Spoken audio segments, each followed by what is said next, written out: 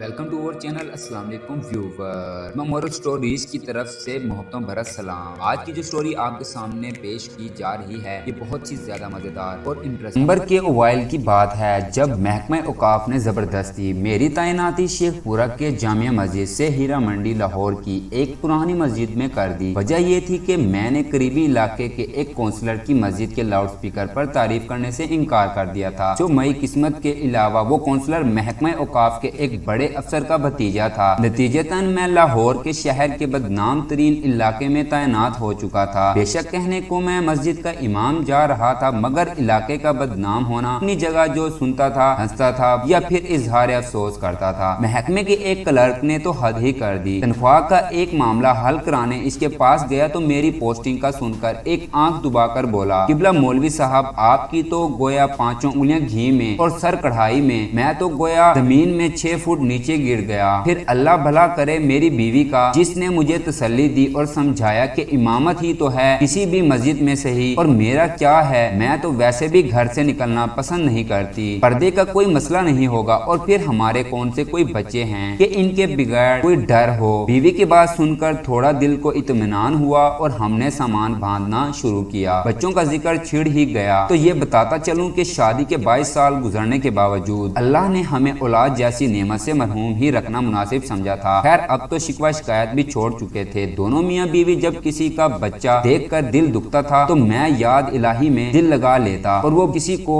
نے خدرے میں منہ دیکھ کر کچھ آنسو بہا لیتی. سامان باندھ کر ہم دونوں میاں بیوی نے اللہ کا نام لیا اور لاہور جانے کے لیے ایک پرائیویٹ بس میں سوار ہو گئے. بادامی باغ اڈے پہ اترے اور ہیرا منڈی جانے کے لیے سواری کے تلاش شروع کی. ایک تانگے والے نے مجھے پتہ بتانے پر اوپر سے نیچے تک دیکھا اور پھر برقع میں ملوث عورت ساتھ دیکھ کر 40 روپے کے عوض لے جانے کی حامی بھری. تانگا چلا تو کوچ بان نے میری ناقص معلومات میں اضافہ یہ کیا کر کے کہ میاں جی جہاں آپ کو جانا ہے اسے ہیرا منڈی نہیں بلکہ ٹبی گلی کہتے ہیں. 15-20 منٹ میں ہم پہنچ گئے. دوپہر کا وقت تھا, شاید بازار کھلنے کا وقت نہیں تھا. دیکھنے میں تو عام سا محلہ تھا, وہی ٹوٹی پھوٹی گلیاں, میلے, کرتوں کے خیز دامن سے ناک پہنچتے ننگے دھڑنگے بچے, نالیوں میں کالا پانی اور کوڑے کے ڈھیروں پہ منڈ لاتی بے حساب مکھیاں, سبزیوں پھلوں کے ٹھیلے والے اور ان سے بحث کرتی کھڑکیوں سے آدھی باہر لٹکتی عورتیں. فرق تھا تو صرف اتنا کہ پان سگریٹ اور پھول والوں کی دکانیں کچھ زیادہ تھیں. دکانیں تو بند تھیں مگر ان کے لیے پرانے بورڈ اصل کاروبار کی خبر دے رہے تھے. مسجد کے سامنے تانگا کیا رکا مانو محلے والوں کی عید ہو گئی. مسجد کے سامنے تانگا کیا رکا مانو محلے کی عید ہو گئی. پتہ نہیں کن کن کونے خدروں سے بچے اور عورتیں نکل کر جمع ہونے لگی.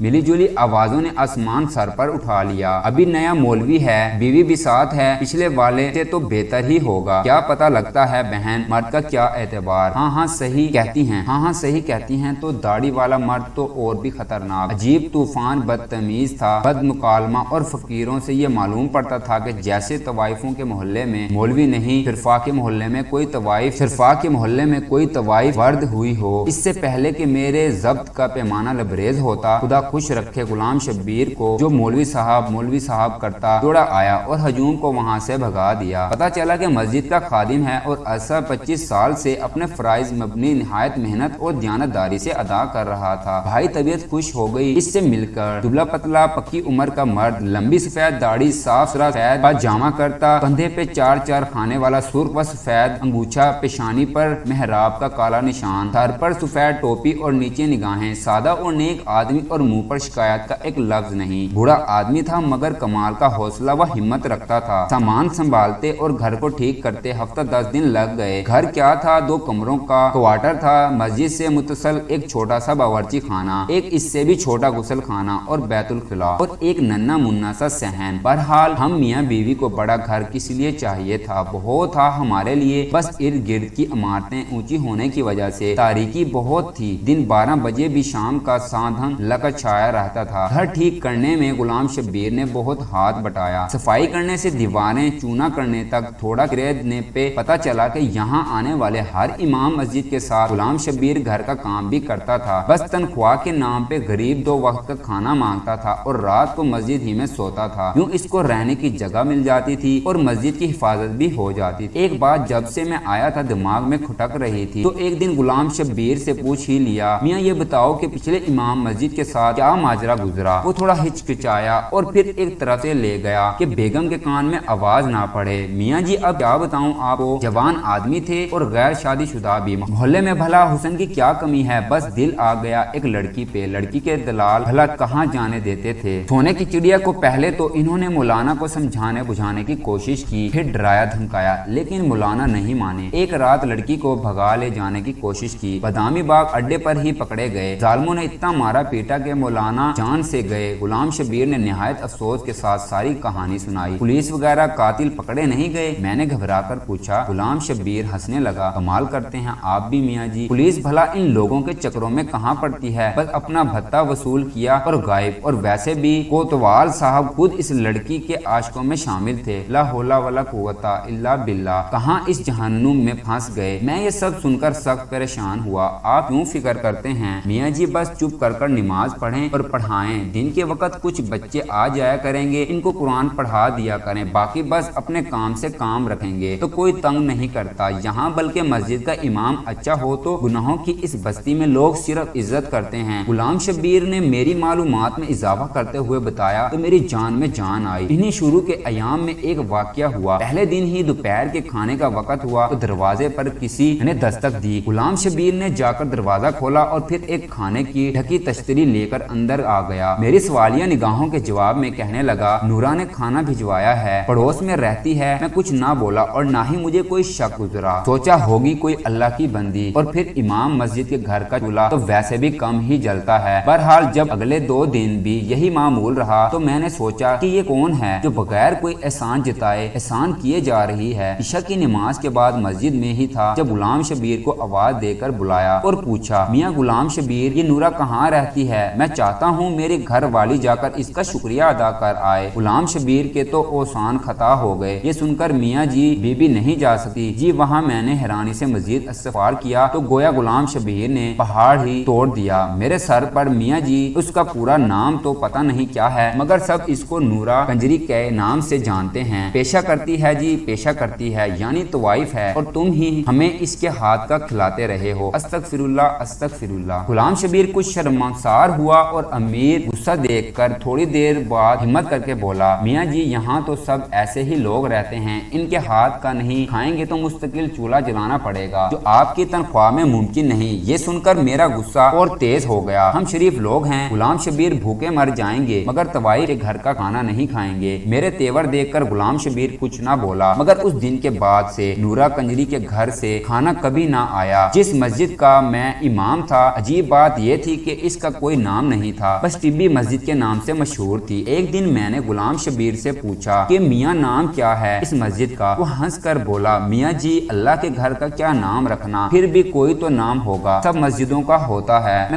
میں کچھ خسیانہ ہو کے بولا، بس میاں جی بہت نام رکھے، جس فرقے کا مولوی آتا ہے پچھلا نام تبدیل کر کر نیا رکھ دیتا ہے، آپ ہی کوئی اچھا سا رکھ دیں۔ وہ سر کھجاتا ہوا بولا، میں سوچ میں پڑ گیا، گناہوں کی اس بستی میں اس واحد مسجد کا کیا نام رکھا جائے؟ مسجد کا ہاں موتی مسجد ٹھیک رہے گا، گناہوں کے کیچڑ میں چمکتا پاک صاف موتی۔ دل ہی دل میں میں نے مسجد کے نام کا فیصلہ کیا اور اپنی پسند کو داد دیتا اندر کی جانب بڑھ گیا، جہاں بیوی کھانا لگا کر میری منتظر تھی۔ اب بات ہو جائے قرآن پڑھنے والے بچوں کی تعداد میں 11 تھے اور سب کے سب لڑکے ملی جلی عمروں کے 5 سے 11-12 سال کی عمر کے، تھوڑے شرارتی ضرور تھے مگر اچھے بچے تھے، نہا دھو کر اور صاف ستھرے کپڑے پہن کر آتے تھے، 2 گھنٹہ سپارہ پڑھتے تھے اور پھر باہر گلی میں کھیلنے نکل جاتے۔ کون تھے، کس کی اولاد تھے، نہ میں نے کبھی پوچھا نہ کسی نے بتایا۔ لیکن پھر ایک دن غضب ہو گیا۔ قرآن پڑھنے والے بچوں میں ایک بچہ نبیل نام کا تھا، یوں تو اس میں کوئی خاص بات نہ تھی لیکن بس تھوڑا زیادہ شرارتی تھا، تلاوت میں دل نہیں لگتا تھا، بس آگے پیچھے ہلتا رہتا اور کھیلنے کے انتظار میں لگا رہتا۔ میں بھی درگزر سے کام لیتا کہ چلو بچہ ہے، لیکن ایک دن زبر کا دامن میرے ہاتھ سے ٹوٹ گیا۔ اس دن صبح ہی سے میرے سر میں ایک عجیب درد تھا۔ غلام شبیر سے مالش کرائی، بیٹا پیناڈول کی 2 گولیاں بھی کھائیں مگر درد دور نہ ہوا، بلکہ مانی سر میں جگاڑ رہتا درد کی باوجود، اور غلام شبیر کے بہت منع کرنے پر بھی میں نے بچوں کو ناغہ نہیں کیا۔ نبیل بھی اس دن معمول سے کچھ زیادہ شرارتیں کر رہا تھا، کبھی ایک کو چھیڑ کبھی دوسرے کو۔ جب اس کی حرکتیں حد سے بڑھ گئیں تو یکا یک میرے دماغ پر غصے کا بھوت سوار ہو گیا اور میں نے پاس رکھی لکڑی کی رحل اٹھا کر نبیل کے دے ماری۔ میں نے تو نشانہ تو کمر کا لیا تھا مگر خدا کا کرنا ایسا ہوا کہ رحل بچے کے के पेशानी पर जा लगी। खून बहता देखकर मुझे मेरे सर का दर्द भूल गया और मैंने घबरा कर गुलाम शब्बीर को आवाज दी। वो गरीब भागता हुआ आया और बच्चे को उठाकर पास वाले डॉक्टर के क्लिनिक पर ले गया। खुदा का शुक्र हुआ कि चोट गहरी नहीं लगी थी। मरहम पट्टी से काम चल गया और टांके ना लगे। खैर बाकी बच्चों को फारिग करके मस्जिद के दरवाजे पे पहुंचा ही था कि चादर में लिपटी एक औरत ने मुझे आवाज दी कि रुक लिया। मैंने देखा कि वो औरत दहलीज पे खड़ी मस्जिद के दरवाजे से लिपटी रो रही थी। 40-45 का सुन होगा, मामूली शक्ल व सूरत, सांवला रंग और चेहरे पर पुरानी झिझक के गहरे दाग, आंसू में डूबी आंखें और गालों पर बहता काला सरमा, जेवर के नाम पे कानों में लटकती सोने की हल्की सी बालियां और नाक में चमकता सस्ता सुर्ख रंग का लॉन्ग चादर भी सस्ती मगर साफ सुथरी और पाँव में हवाई चप्पल। क्या बात है बीबी, कौन हो तुम? मैंने हैरानगी से इससे पूछा। मैं नूरा हूँ मौलवी साहब, इसने चादर के पल्लू से नाक पहुँचते हुए कहा। नूरा नूरा, मेरे तो गोया पाँव तले जमीन ही निकल गई। मैंने इधर इधर गुलाम शब्बीर की तलाश में नजर दौड़ाई मगर वो तो नबील की मरहम पट्टी कराकर उसको उसके घर छोड़ने बहाने न जाने कहाँ गायब था। जी नूरा, इसने नजरें झुका दी, अपना नाम का इकरार किया। मुझे कुछ देर के लिए अपने मुंह से निकलने वाली इसकी गाली जैसी हरफियत पर शर्मिंदगी हुई मगर फिर ख्याल आया कि वो तवाई थी और अपनी बुरी शौर्यत के जिम्मेदार शर्मिंदगी इसको होनी चाहिए थी, मुझे नहीं। फिर अचानक मुझे एहसास हुआ कि मेरी मोती जैसी मस्जिद में इस तवाइफ का नापाक वजूद किसी गलाजत से कम नहीं था। बाहर निकल कर खड़ी हो, मस्जिद को गंदा ना कर बीबी। मैंने नफरत से बाहर गली की जानिब इशारा किया। इसने कुछ ही हैरानगी से आंख उठाकर मेरी तरफ देखा कि जैसे मुझसे इस रवैये की उम्मीद ना हो। आंखों में एक लम्हे के लिए किसी फरियाद की बल्कि लेकिन फिर कुछ सोचकर इसने आंसुओं के पानी में एहतजाज के इरादे को गर्क किया और बगैर कोई और बात किए चली गई। मैंने भी ना रोका कि पता नहीं किस इरादे से आई थी। इतनी देर में गुलाम शब्बीर भी पहुंच गया। कौन थी जी मियाँ जी, क्या चाहती थी? गालबन इसने औरत को तो देखा था मगर दूर से शक्ल नहीं पहचान पाया। नूरा थी, पता नहीं क्यों आई थी मगर मैंने भी वो डांट पिलाई कि आइंदा इस पाक जगह का रुख नहीं करेगी। मैंने दाद तलब नजरों से गुलाम शब्बीर की तरफ देखा मगर इसके चेहरे पर साइश की जगह अफसोस ने डेरे डाल रखे थे। वो बेचारी दुखों की मारी अपने बच्चे का गिला करने आई थी। मियाँ जी नबील की माँ है, बच्चे की चोट बर्दाश्त नहीं कर सकी और आपने इस गरीब को डांट दिया। गुलाम शब्बीर ने नूरा की वकालत करते हुए कहा, तो नबील नूरा का बेटा है, ऐसी हरकतें करेगा तो सजा तो मिलेगी, जैसी माँ वैसा बेटा। मैंने अपनी जगह शर्मिंदगी को पाने की कोशिश की। एक लम्हे को ख्याल भी आया कि बच्चा तो मासूम है और फिर मैंने ज्यादती भी की थी मगर फिर अपने उस्ताद होने का ख्याल आया तो सोचा कि बच्चे की भलाई के लिए ही तो मारा है, क्या हुआ? और फिर एक तवाइफ को क्या हक हासिल कि मस्जिद के इमाम से शिकायत कर सके? कितने बच्चे हैं नूरा के? मैंने बात का रुख बदलने की कोशिश की। मस्जिद में पढ़ने वाले सब बच्चे नूरा के हैं मियाँ जी, इसके अलावा एक गोद का बच्चा भी है। बस इस मोहल्ले में सिर्फ नूरा अपने बच्चों को मस्जिद भेजती है, बाकी सब लोगों के बच्चे तो आवारा फिरते हैं। गुलाम शब्बीर की आवाज में फिर नूरा की वकालत गूंज रही थी। मैंने भुना कर जवाब देने का इरादा किया ही था कि कोतवाल साहब की गाड़ी सामने आकर रुकी। खुद तो पता नहीं कैसा आदमी था मगर बीवी बहुत नेक थी। हर दूसरे तीसरे रोज खत्म के नाम पर कुछ न कुछ मीठा भिजवा देती थी। उस दिन भी कोतवाल का अर्दली जलेबियां देने आया था। गर्मा गर्म जलेबियों के इश्तहा अंगेज महक ने मेरा सारा गुस्सा ठंडा कर दिया और नूरा भी भूल गया और नूरा की बात भी। ये नबील को मार पड़ने के कुछ दिनों बाद का जिक्र है। ईशा पढ़ा कर मैं गुलाम शब्बीर से एक शरई मामले पर बहस में उलझ गया तो घर जाते जाते काफी देर हो गई। मस्जिद से बाहर निकला तो बाजार की रौनक शुरू थी। बालकोनियों पर झिलमिलाते पर्दे लहरा रहे थे और कोठों से हारमोनियम की सुर और तलबों के थाप की आवाज हर सो गूंज रही थी। पान, सिगरेट और फूलों की दुकानों पर भी धीरे धीरे रश बढ़ रहा था। अचानक मेरी नजर नूरा के घर के दरवाजे पर जा पड़ी। वो बाहर ही खड़ी थी और हर आते जाते मर्द से ठट्टे मार मार कर गप्पे लगा रही थी। आज तो इसका रूप ही दूसरा था। गुलाबी रंग का सूट, पाँव में सुरगाबी और सर पे ऊंचा चौड़ा गहरी शोक लिपस्टिक, आंखों में मस्कारा और मस्कारे की ओट से झांकती दावत ला हौला वला कुव्वता। मैंने तंजिया निगाहों से गुलाम शब्बीर की जानिब देखा। आखिर वो नूरा का वकील जो था। छोड़िए मियाँ जी, औरत गरीब है और दुनिया बड़ी जालिम। इसने गोया बात को टालने की कोशिश की मगर मैं इतनी आसानी से जान छोड़ने वाला नहीं था। यह बताओ मियाँ, जब इसके गाहक आते हैं तो क्या बच्चों के सामने ही? मैंने मायने खेल अंदाज में अपना सवाल अधूरा ही छोड़ दिया। मियाँ जी, एक तो इसके बच्चे सुबह स्कूल जाते हैं इसलिए रात को जल्दी सो जाती है, दूसरा मेहमानों के लिए बाहर सहन में कमरा अलग रखा है। गुलाम शब्बीर ने नागवार से लहजे में जवाब दिया, अस्तगफिरुल्लाह अस्तगफिरुल्लाह। मैंने गुफ्तगू का सिलसिला वहीं खत्म करना मुनासिब समझा क्योंकि मुझे एहसास हो चुका था कि है गुलाम शबीर के लहजे से झांकती नागवारी का रुख नूरा की जानिब नहीं था। इसके बाद नूरा का जिक्र मेरे सामने तब हुआ जिन दिनों मैंने अपने और ज़ौजा के लिए हज बैतुल्लाह की गर्ज से कागजात बनवा रहा था। इस गरीब की बड़ी ख्वाहिश थी कि वो और मैं अल्लाह और उसके नबी पाक सल्लल्लाहु अलैहि वसल्लम की खिदमत में पेश हों और औलाद की दुआ करें। मेरा मन था कि किसी बहाने से मक्का मदीना की ज़ियारत हो जाए, नाम के साथ हाजी लगा हो तो शायद महकमे वाले किसी अच्छी जगह तब्दील कर दें। ज़ौजा का एक भांजा इन्हीं दिनों वजारत मजहबी अमूर में क्लर्क था। इसकी वसात से दरख्वास्त की कबूली की कामिल उम्मीद थी। कागजात फाइल में इकट्ठे किए ही थे कि गुलाम शबीर हाथ में कुछ और कागजात उठाए पहुंच गया। मियाँ जी एक काम था, आप इजाजत दें तो अर्ज करूं। इसने हिचकिचाते हुए कहा, हाँ मियाँ क्यों नहीं, क्या बात है। मैंने दाढ़ी के बालों में उंगलियों से कंघी करते हुए को बैठने का इशारा किया। मियाँ जी आपकी तो वजारत में वाकफियत है और एक हज की दरख्वास्त भी जमा करा दी। इसने हाथ में पकड़े कागजात मेरी जानिब बढ़ा दिए। देखो मियाँ गुलाम शबीर, तुम अच्छी तरह जानते हो कि मैं घर बार तुम्हारे जिम्मे छोड़ कर जा रहा हूँ, और फिर तुम्हारे पास हज के लिए पैसे कहाँ से आए। मैंने कुछ बरहमी से पूछा। नहीं मियाँ जी, आप गलत समझे, ये मेरी दरख्वास्त नहीं है, ये दरख्वास्त नूरा की है। इसने सहम कर कहा। क्या मियाँ होश में तो हो? नूरा अब मक्का मदीना जाएगी और वो भी अपने नापाक पेशे की रकम से। तोबा तोबा, मेरे तो जैसे तन बदन में आग लग गई। ये वाहियात बात सुनकर मियाँ जी तवाइफ है, फिर मुसलमान भी तो है, और वो तो अल्लाह का घर है, वो जिसको बुलाना चाहे बुला ले, इसके लिए सब एक बराबर। अपनी तरफ से गुलाम शबीर ने बड़ी गहरी बात की। अच्छा, अल्लाह जिसको बुलाना चाहे बुला ले, वो मियाँ मैं दरख्वास्त क्यों जमा कराऊं? नूरा से कहो सीधा अल्लाह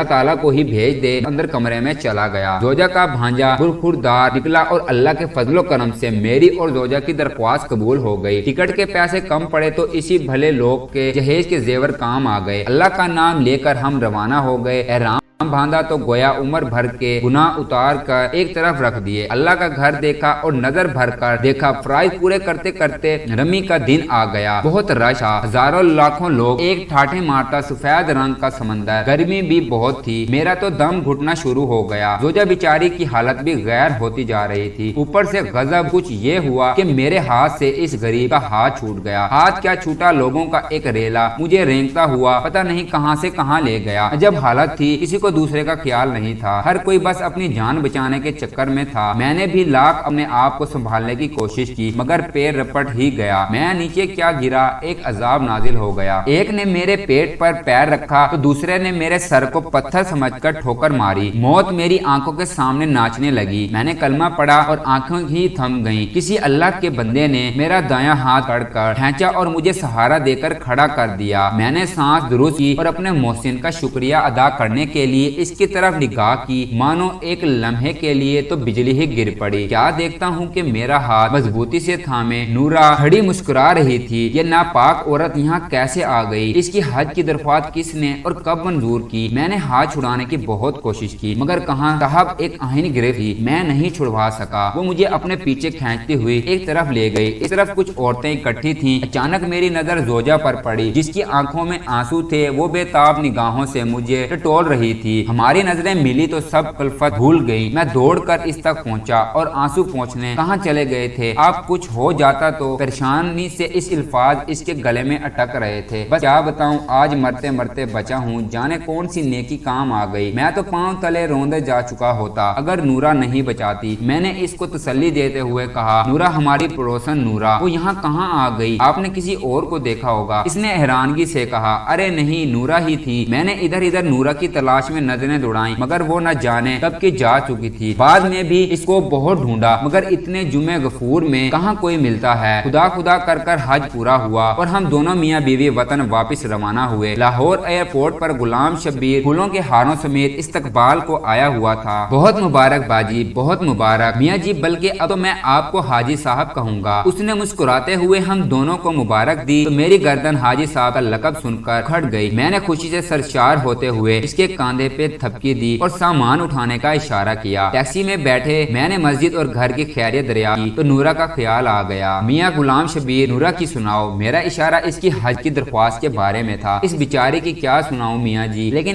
آپ کو کیسے پتا چلا؟ اس نے حیرانگی سے میری جانب دیکھا۔ بس ملاقات ہوئی تھی مکہ شریف میں نے اس کے لہجے میں چھپی اداسی کو اپنی غلط فہمی سمجھا۔ مکہ شریف میں ملاقات ہوئی تھی، مذاق نہ کریں میاں جی، نورا تو آپ کے جانے کے اگلے دن ہی قتل ہو گئی تھی۔ اس نے گویا میرے سر پر بم پھوڑا۔ قتل ہو گئی تھی؟ میں نے چپتے ہوئے پوچھا۔ جی میاں جی، بیچاری نے حج کے لیے پیسے جوڑ رکھے تھے، اس رات کوئی گاہک آیا اور پیسوں کے پیچھے قتل کر دیا۔ غریب کو، ہمیں تو صبح کو پتا چلا جب اس کے بچوں نے اس کی لاش دیکھی، شور مچایا تو سب اکٹھے ہوئے، پولیس والے بھی پہنچ گئے اور اس کی لاش پوسٹ مارٹم کے لیے لے گئے۔ ابھی کل ہی میں مردہ خانے سے میت لے کر آیا ہوں، آج صبح ہی تدفین کی ہے اس کی۔ غلام شبیر کی آواز آنسو میں بھیگ رہی تھی۔ قاتل کا کچھ پتا چلا؟ میں ابھی بھی حیرانگی کی گرفت میں تھا۔ پولیس کے پاس اتنا وقت کہاں میاں جی کہ طوائفوں کے قاتلوں کو ڈھونڈے؟ اس بیچاری کی تو نماز جنازہ میں بھی بس 3 افراد تھے، میں اور 2۔ اس نے افسوس سے ہاتھ ملتے ہوئے کہا۔ اور اس کے بچے، ان کا کیا بنا؟ میں نے اپنی آنکھوں میں مڑتی نمی پہنچتے ہوئے دریافت کیا، کیا کوئی لڑکا پیدا ہوتا ہے تو زیادہ تر اسے راتوں رات اٹھا کر کوڑے کے ڈھیر پر پھینک دیا جاتا ہے؟ وہ سب ایسے ہی بچے تھے۔ نورا سب جانتی تھی کہ کس کے کہاں بچہ ہونے والا ہے، بس لڑکا ہوتا تو اٹھا کر اپنے گھر لے آتی۔ کہنے کو تو وہ طوائف تھی میاں جی، مگر میں گواہ ہوں، غریب جتنا بھی کماتی بچوں پہ خرچ کر دیتی، بس تھوڑے بہت الگ کر کر حج پہ جانے کے لیے جمع کر رکھی تھی، وہ بھی اس کا قاتل لوٹ کر لے گیا۔ یہ بتاؤ غلام شبیر، جب میں نے اس کی درخواست جمع کرانے سے انکار کیا تو اس نے کیا کہا؟ مجھ پہ حقیقتوں کے در کھلنا شروع ہو چکے تھے۔ بس میاں جی کیا کہتی بیچاری، آنکھوں میں آنسو آ گئے، آسمان کی جانب ہاتھ اٹھائے اور کہنے لگی کہ بس تو ہی اس کنجری کو بلائے تو بلا لے، مجھ پر تو پوچھو گھڑوں پانی پڑ گیا۔ تعصف کی ایک آندھی چل رہی تھی، ہوا کے دوش میری خطائیں اڑ رہی تھیں، گناہوں کی مٹی چل رہی تھی اور میری آنکھیں اندھیائی جا رہی تھیں۔ آپ کیوں روتے ہیں میاں جی؟ آپ تو ناپاک کہتے تھے اس کو۔ غلام شبیر نے حیرانگی سے میرے آنسو سے تر داڑھی دیکھتے ہوئے کہا۔ کیا کہوں غلام شبیر کہ کیوں روتا ہوں؟ وہ ناپاک نہیں تھی، ناپاک تو ہم ہیں جو دوسروں کی ناپاکی کا فیصلہ کرتے پھرتے ہیں۔ نورا تو اللہ کی بندی تھی، اللہ نے اپنے گھر بلا لیا۔ میری ندامت بھری ہچکیاں بند ہونے کا نام نہیں لے رہی تھی اور غلام شبیر نہ سمجھتے ہوئے مجھے تسلی دیتا رہا۔ ٹیکسی محلے میں داخل ہوئی اور مسجد کے سامنے کھڑی ہو گئی۔ اترا ہی تھا کہ نورا کے دروازے پہ نظر پڑی، ایک ہجوم اکٹھا تھا۔ وہاں کیا بات ہے غلام شبیر، لوگ اب اکٹھے ہیں؟ میاں جی میرے خیال میں پولیس والے عیدی سینٹر والوں کو لے کر آئے ہیں، وہی لوگ بچوں کو لے جائیں گے، ان غریبوں کی کوئی دیکھ بھال کرنے والا نہیں۔ غلام شبیر نے کچھ سوچتے ہوئے کہا۔ میں نے زوجہ کا ہاتھ پکڑا اور غلام شبیر کو پیچھے آنے کا اشارہ کرتے ہوئے نورا کے دروازے کی جانب بڑھ گیا۔ کہاں چلے میاں جی؟ غلام شبیر نے حیرانگی سے پوچھا۔ نورا کے بچوں کو لینے جا رہا ہوں، آج سے